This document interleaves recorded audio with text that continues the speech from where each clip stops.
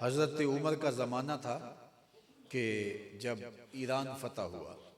آپ جانتے ہیں کہ ایران کی جو حکومت اس دور کی پرشین امپائر اس دور کی سپر طاقت تھی.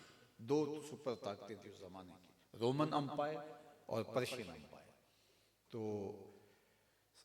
جو ساسانیوں کا عہد تھا جس کو حضرت عمر کے زمانے میں توڑا گیا، وہ 3150 برس تک محیط تھا. یعنی ساسانیوں کی ایران کے اوپر جو حکومت تھی، جس کو حضرت سعد بن ابی وقاص رضی اللہ تعالیٰ عنہ نے فتح کیا حضرت عمر کے زمانے میں، تو اس کا دورانیہ کتنا تھا؟ 3150 برس. یہاں تو 5 سال کے لیے حکومت بنتی ہے اور 2 سال کے بعد ڈولنے لگ جاتی ہے. 3150 برس تک اس ایک خاندان کی حکومت رہی اور یکے بعد دیگرے 150 حکمران تخت نشین ہوئے. تو جب آخری ساسانی بادشاہ کو جو ہے وہ فتح کیا اور ایران فتح ہوا، تو ایران کے دربار میں ایک قالین تھا جس کا نام تھا بہار چین، اور وہ اتنا قیمتی اور اتنا نفیس اور اتنا عالی شان تھا کہ اگر بادشاہ اس قالین پر کسی کو بیٹھنے کا شرف دیتا تو وہ ساری زندگی فخر کرتا کہ میں بہار چین پہ بیٹھنے کی سعادت پائی ہے. تو جب مال غنیمت مدینہ المنورہ آیا تو وہ بہار چین بھی مدینہ المنورہ پہنچا، اور وہ قیمتی قالین کہ جس پر دنیا ناز کرتی تھی. اب پوچھا گیا کہ اب اس کا کیا کیا جائے. کسی نے کچھ کہا، کسی نے کچھ کہا. تو حضرت عمر نے فرمایا نہیں، اس قالین کو مسجد نبوی کے ہم اندر نہیں ڈال سکتے، یہ اس لائق نہیں ہے کہ مسجد نبوی کے اندر ڈالا جائے. مسجد سے باہر جہاں لوگ جوتے اتارتے ہیں یہ قالین وہاں ڈالا جائے گا. تو جس قالین پر بیٹھنے پر لوگ ناز کرتے تھے پھر اس کو مسجد نبوی کے باہر بچھایا گیا، اور وہ غریب صحابہ وہاں جوتے اتارتے تھے اور آگے چٹائیاں بچھی تھیں، لیکن وہ چٹائیوں کے تنکے اس قالین سے زیادہ قیمتی قرار پائے. تو مسجدیں اللہ کے پاکیزہ گھر ہیں. اللہ کے محبوب ایک دن تشریف لائے اور صحابہ کو فرمایا کہ وہ بوڑھی خاتون ہوتی تھی حبشیہ جو مسجد نبوی کی صفائی کرتی تھی، کتنے دن ہوئے میں اس کو دیکھ نہیں رہا، کدھر چلی گئی؟ عرض کی حضور وہ تو انتقال کر گئی. آپ نے شاید دیہاتوں میں دیکھا ہو، اب تو دور نہیں رہا، ماضی میں ہوتا تھا صبح کو بچے پڑھ کے جب چلے جاتے تھے تو بوڑھی عورتیں آ کے مسجدوں کی صفائی کیا کرتی تھی. تو وہ حبشیہ خاتون بھی مسجد نبوی میں آ کے صفائی کیا کرتی تھی. تو حضور نے فرمایا وہ کدھر چلی گئی؟ عرض کی حضور تو انتقال کر گئی. تو فرمایا مجھے اس کے جنازے کے لیے نہیں بتایا. عرض کی حضور آپ کار نبوت کی اہم ذمہ داریوں پر فائز المرام ہیں، اور وہ ایک عام سی خاتون تھی اور ہم نے اس کو دفن کر دیا، خود جنازہ پڑھ لیا اور تدفین کر دی. تو آقا کریم نے فرمایا تم نے اس کو عام سمجھا ہے جو اللہ کے گھر کی صفائی کیا کرتی تھی؟ پھر فرمایا مجھے اس کی قبر پہ لے چلو. صحابہ کے ہمراہ کار نبوت کی اہم ذمہ داریاں حضور کے کندھوں پر تھیں، تو آقا کریم علیہ السلام صحابہ کے ہمراہ اس کی قبر کے اوپر مسجد نبوی کے ساتھ جنت البقیع میں تشریف لے گئے اور وہاں جا کے حضور نے دعا مانگی کہ یہ وہ خاتون ہے جو مسجد نبوی کی صفائی کرتی ہے. کل قیامت کے دن جب زمین فنا ہو جائے گی، جب محلات الٹ دیے جائیں گے، جب سمندروں میں آگ لگ جائے گی، جب سورج اور چاند کو لپیٹ لیا جائے گا، جب ستارے جھڑ جائیں گے، یہ مسجدیں اٹھا کے جنت میں لے جائے جائیں گے. تو اللہ نے ان پاکیزہ جگہوں کا وہ وقار اور وہ شان رکھی ہے. ہمارے فقہاء نے لکھا ہے کہ اتنے زور سے مسجد میں قدم رکھنا کہ دھمک پیدا ہو، مسجد کے آداب کے منافی ہے.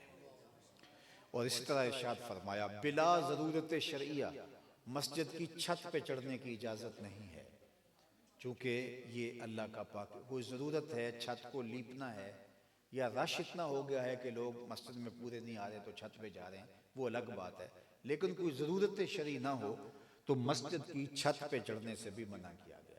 اعلیٰ حضرت عظیم البرکت امام اہل محبت امام اشاہ احمد رضا خان فاضل بریلوی علیہ رحمہ و رضوان، جب وہ کسی زمانے میں آپ نے دیکھا ہوگا سرسوں کے تیل کے دیے جلائے جاتے تھے، مٹی کا تیل مسجدوں میں نہیں جلایا جاتا تھا، اس میں بدبو ہوتی ہے. تو یا گھی کے دیے یا زیتون کے تیل کے دیے یا پھر ہمارے علاقے کے اندر دیسی جو تیل ہوتا ہے سرسوں کا، اس کے دیے مسجدوں میں جلا کرتے تھے۔ تو اس زمانے کے اندر بھی دیے جلتے تھے، تو اعلیٰ حضرت جب دیا جلاتے تو دیے کو مسجد سے باہر لے جاتے، اس کو آگ لگاتے، پھر دوبارہ مسجد میں رکھتے۔ تو کسی نے کہا حضرت مسجد کے اندر ہی دیا جلا دیا جائے؟ تو فرمایا کہ جب دیا سلائی جلائی جاتی ہے تو دیا سلائی میں گندک ہوتی ہے اس کے مسالے کے اندر، اور ایک ہلکی سی بو پیدا ہوتی ہے، تو میں یہ گوارا نہیں کرتا کہ وہ معمولی سی بو بھی اللہ کے گھر کے اندر پھیلنے پائے، اس لیے دیے کو باہر لے جاتا ہوں، اس کو جلاتا ہوں، روشن کرتا ہوں، اور پھر دوبارہ جو ہے وہ اس کو وہاں رکھتا ہوں۔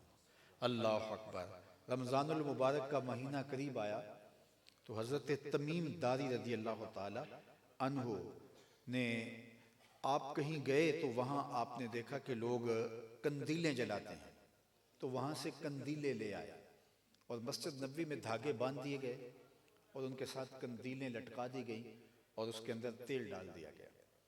حضرت عمر کا زمانہ تھا اور آپ نے یہ حکم دیا کہ پھر سب مساجد میں ایسا کیا جائے، اور پھر جب شام کا وقت ہوا، جو ہی اندھیرا پھیلنے لگا تو ان کو پھر روشنی دی گئی، ان کو آگ لگائی گئی، تو پوری مسجد نبوی جگمگ جگمگ کرنے لگی، اور وہ رونق دیکھ کر کے حضرت عمر بھی خوش ہو رہے تھے، حضرت تمیم داری نے تو خود کیا تھا۔ تو ادھر سے حضرت علی المرتضیٰ رضی اللہ تعالی عنہ مسجد میں داخل ہوئے، تو یہ اچانک تھا، تو جب اچانک مسجد کو روشن دیکھا تو ان کی زبان سے برجستہ ایک جملہ نکلا، میں آج ان کے لیے وہ جملہ بولتا ہوں۔ حضرت علی نے جو ہی مسجد نبوی میں قدم رکھا اور مسجد کو جگمگ جگمگ کرتے دیکھا تو برجستہ کہا، اللہ عمر کی قبر روشن کرے، کہ اس نے اللہ کے گھر کو روشن کیا ہے۔ تو اللہ ان کی دنیا بھی، ان کا دین بھی روشن فرمائے کہ انہوں نے اللہ کا پاکیزہ گھر بنایا ہے جو اس پورے علاقے کے لیے رشد و ہدایت کا مرکز بنے، سجدوں سے آباد ہو۔ مسجد کی زیب و زینت ان کے اس ساز و سامان سے کم ہے، مسجد کی زیب و زینت سجدوں سے ہے، قرآن مجید کی تلاوت سے ہے، مسجد کی زیب و زینت ذکر و فکر سے ہے، تسبیح و تحلیل سے ہے، اللہ کی حمد کے ترانوں سے ہے، حضور علیہ السلام پر درود پڑھنے سے مسجدوں کی زیب و زینت ہے۔ میں آپ سے کہوں گا کہ اس مسجد کو آباد کیجئے گا اور یہاں وقت دیجئے گا، یہاں بیٹھیے گا۔ اللہ کے محبوب نے ارشاد فرمایا جو نماز فجر با جماعت پڑھے اور اس کے بعد ذکر و فکر میں لگا رہے، وہیں بیٹھا رہے یہاں تک کہ سورج ایک نیزہ بلند ہو جائے، پھر اس کے بعد وہ 2 رکعت پڑھے جسے صلاۃ الاشراق کہتے ہیں، تو اس کو ایک مقبول حج اور عمرے کا ثواب نصیب فرما دیا جاتا ہے۔ تو مسجدوں کے اندر ایک نماز کے بعد دوسری نماز کا انتظار، یہ عبادت رکھا گیا ہے، اور مسجد کی طرف پیدل چل کے آنا، قدم قدم پہ نیکیاں رکھی گئی۔ اللہ اکبر۔ ایک صحابی نے حضور سے عرض کیا کہ میں قریب گھر لانا چاہتا ہوں مسجد نبوی سے، تو حضور نے ان کو کہا تم جہاں ہو گھر وہیں رکھو رہائش، اور تم عرض کی حضور میں اگر مسجد کا ہمسایہ بن جاؤں تو یہ کتنی اچھی بات ہے۔ فرمایا تم جتنے زیادہ قدم چل کے آؤ گے ہر قدم کے بدلے نیکیاں رکھی گئی۔ تو مسجد کی ہمسائیگی کا اعزاز بھی اپنی جگہ پہ، لیکن جو دور سے چل کے آتا ہے اس کے قدم قدم پہ نیکیاں ہیں، گناہ مٹا دیے جاتے ہیں اور درجے بلند کر دیے جاتے ہیں۔ تو خوش نصیب ہیں وہ لوگ، فرمایا گیا جو بندہ تمہیں مسجد کی دیکھ بھال کرتا ہوا دکھائی دے، مسجد کی تنظیف، مسجد کی آبادکاری، مسجد کی تعمیر اور مسجد کی ضرورتوں کی تکمیل کرتا دکھائی دے رہا ہو، اس کے ایمان کی گواہی دے دیا کرو۔ وہ خوش نصیب ہیں چونکہ مسجدیں وہی تعمیر کرتے ہیں، فرمایا گیا جو اللہ اور پچھلے دن پر ایمان لاتے ہیں۔ تو یہ خوش نصیب لوگوں کا مقسوم ہے کہ وہ اللہ کے پاکیزہ گھر کی تعمیر کریں۔ میں تو اپنے دوستوں کو یہ کہا کرتا ہوں کہ مسجد کو تعمیر کرنے والے کو تو جو جزا اللہ عطا کرے گا وہ تو عطا کرے گا ہی، جو گزرتے ہوئے گلی سے کسی بنتی ہوئی مسجد کو دیکھ کے خوش ہو کے گزرتا ہے اور دعا دے کے گزرتا ہے، میرا اللہ اس کو بھی محروم نہیں رکھے گا۔ مجھے آپ بتائیے کہ آپ گھر بنائیں، کوئی اچھا گھر بنا لیں، تو کوئی بندہ گلی سے گزرتے ہوئے اس کو دیکھ کے خوش ہو، اور آپ اس کو دیکھیں کہ یہ میرے گھر کو دیکھ کے خوش ہو گیا ہے، تو بتاؤ آپ اس کے لیے کس قدر خوش ہوں گے؟ آپ کے دل میں اس کے لیے کتنی محبت پیدا ہوگی، یار میرا گھر بنتا ہوا دیکھ کر یہ بندہ گزرتے ہوئے خوش ہو کے گزرا ہے۔ تو جب اللہ کا گھر تعمیر ہو رہا ہو تو پھر جو اس کو دیکھ کے خوش ہو تو میرا رب کتنی کرم نوازیاں اس پہ فرمائے گا۔ میرے بنتے ہوئے گھر کو دیکھ کے کوئی خوش ہوگا تو میں دعا ہی دوں گا، اس کے علاوہ کیا دے سکتا ہوں؟ اور جو اس کے پاکیزہ گھر کو بنتے ہوئے دیکھ کے خوش ہوگا، اللہ اتنی رحمتیں عطا کرے گا کہ جو شمار سے باہر ہیں۔ تو میری بارگاہ عزتی میں دعا ہے کہ اللہ جل شانہ اس مسجد کو قیامت تک آباد رکھے، اس کی رونقیں سلامت رہے۔ اللہ تعالیٰ جل شانہ اس پاکیزہ گھر میں اللہ سجدوں کا نور اور سجدوں کا جمال پیدا فرمائے۔ ہر خیر، ہر برکت، ہر رحمت و راحت اللہ یہاں نازل فرمائے اور اپنی پناہوں کا حصار اور آبرومند زندگی نصیب فرمائے۔ عالی مرتبت سامعین، خوش نصیب ہیں آپ لوگ کہ آپ ایک ایسے ملک میں ہیں جہاں آپ کو ذکر و فکر میں، عبادات میں، اللہ کے دین کے لیے کام کرنے کے اندر آسانیاں ہیں، ورنہ ایسی جگہ بھی موجود ہیں کہ لوگوں کو سجدے کے لیے جگہ بھی میسر نہیں ہے۔ دنیا میں کتنی جگہوں پہ ہم گزرے ہیں کہ ہم چاہتے تھے کہ کوئی جگہ ملے اور یہاں ہم نماز پڑھ سکیں، لیکن وہاں نماز کی جگہ بھی میسر نہیں ہے۔ بلکہ ایک ایئرپورٹ پہ ہم تھے تو انہوں نے کہا کہ یہ کمرہ ہے، یہاں عیسائی بھی اپنی عبادت کرتے ہیں، یہاں سکھ بھی اپنی عبادت کرتے ہیں، یہاں یہودی بھی اپنی عبادت کرتے ہیں، اور آپ بھی اپنی عبادت یہاں کر سکتے ہیں۔ اور وہاں تمام مذاہب کی کتابیں پڑھی ہوئی تھیں، لیکن اللہ تعالیٰ جل شانہ نے ہمیں یہ شان عطا کی ہے کہ اس ملک کے اندر ہر چوتھی پانچویں گلی کے بعد اللہ کا کوئی پاکیزہ گھر ہوتا ہے۔ اور میں آپ کو ایک اور بات بتاؤں کہ یہ ہمارا خوبصورت سسٹم اور نظم ہے۔ گلی محلے کی سطح پر 5 وقتہ نماز کے لیے ہمیں مسجد دی گئی ہے جس میں دن میں 5 بار جمع ہوتے ہیں۔ علاقے کی سطح پہ 8 دن کے بعد جمعے کا اجتماع ہے جہاں ہم 8 دن کے بعد اجتماعی طور پہ ہماری کمیونٹی جمع ہوتی ہے۔ علاقے کی سطح کے بعد پھر شہر کی سطح پہ ہمیں سال کے بعد عید کے 2 اجتماع دیے گئے ہیں جہاں پورا شہر جمع ہوتا ہے، اور اس کے بعد پھر ہمیں عالمی سطح پہ حج کا اجتماع دیا گیا ہے جہاں پوری دنیا جمع ہوتی ہے۔ تو گلی سے لے کر کے عالمی سطح پر ایک مربوط نظام مسلمانوں کو دیا گیا ہے۔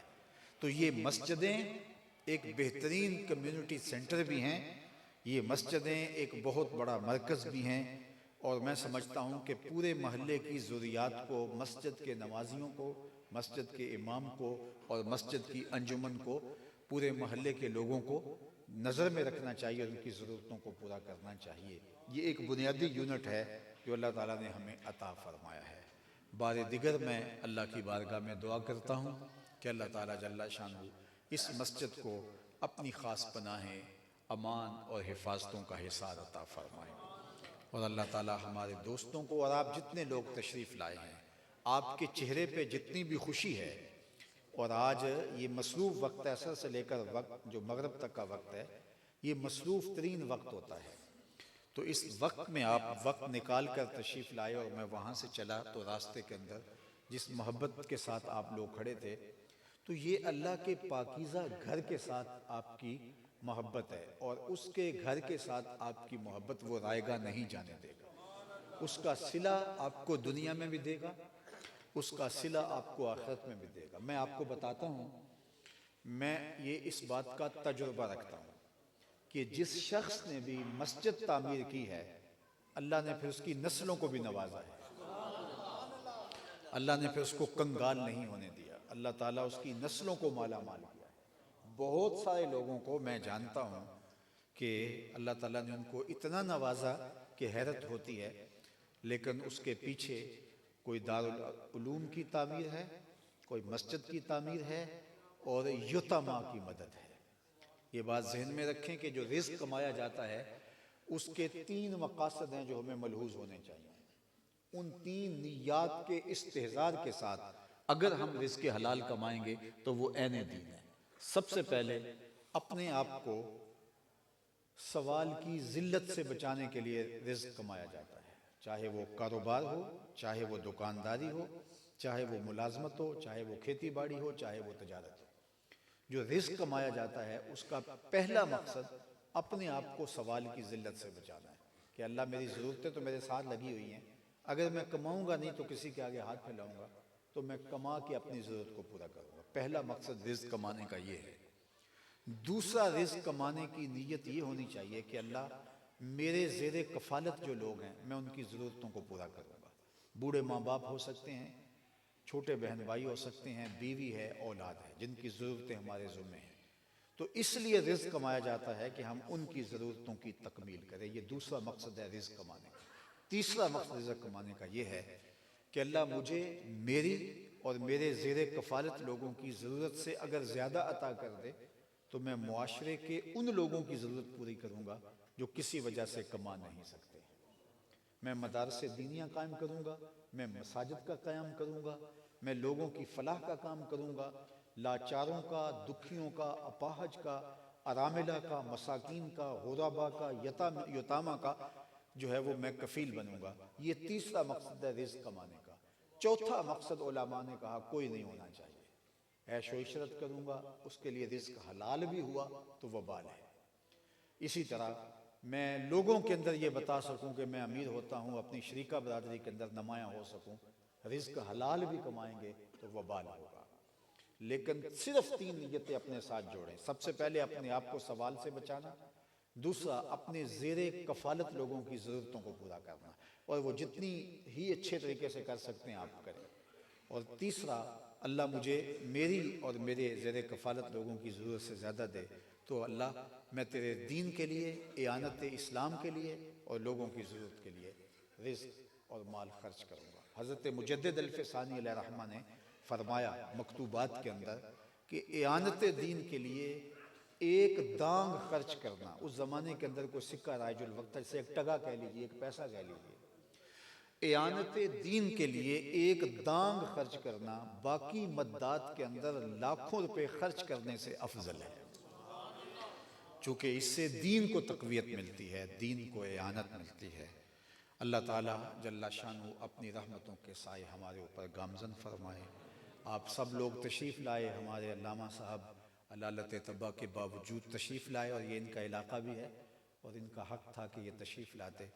اللہ تعالیٰ اس مسجد کو، بہت ساری مسجدیں ہیں جن کی بنیاد میں نے رکھی اور پھر جب وہ بن کے تکمیل تک پہنچتی ہے تو بڑی خوشی ہوتی ہے، لیکن میں جو ہی اس گلی میں داخل ہوا تو وہ سامنے جو گنبد خضرا کا ماڈل ہے وہ ایسے دل کو ٹھنڈ پیدا کرتا ہے۔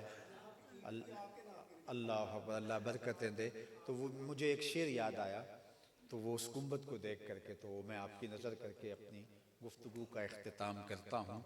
ہے مسِ خام تو اس طرح سے کندن کر لو، ہے مسِ خام تو اس طرح سے کندن کر لو، دل کو یاد شہ کونین کا مسکن کر لو، دل کو یاد شہ کونین کا مسکن کر لو، سبز گنبد سے یوں تعلق بناؤ نازش کہ روح بھی اپنی ہرے رنگ سے روغن کر لو، کہ روح بھی اپنی ہرے رنگ سے روغن کر لو۔ گنبد خضرا کی ہریالیوں کا نور یہاں جگمگاتا رہے، جو بھی گزرے گا اس سائے سے گزرے گا، اور جو اس کے وہ جو تیری پناہ میں آ گیا، جو وہ بہت بڑی پناہ میں اور بہت بڑے سائے میں اور بہت بڑے دامن رحمت میں آ گیا۔ اللہ اس مسجد کو قیامت تک آباد رکھے۔ وآخر دعوانا ان الحمد للہ رب العالمین۔ آپ دعا فرمائیں۔ اللہم صلی علی سیدنا و مولانا محمد معدن الجود والکرم وآلہ وصحبہ وبارک وسلم۔ اللہ اس مسجد کو قیامت تک آباد رکھنا، اللہ اس کی رونقوں کو فزوں تر فرما۔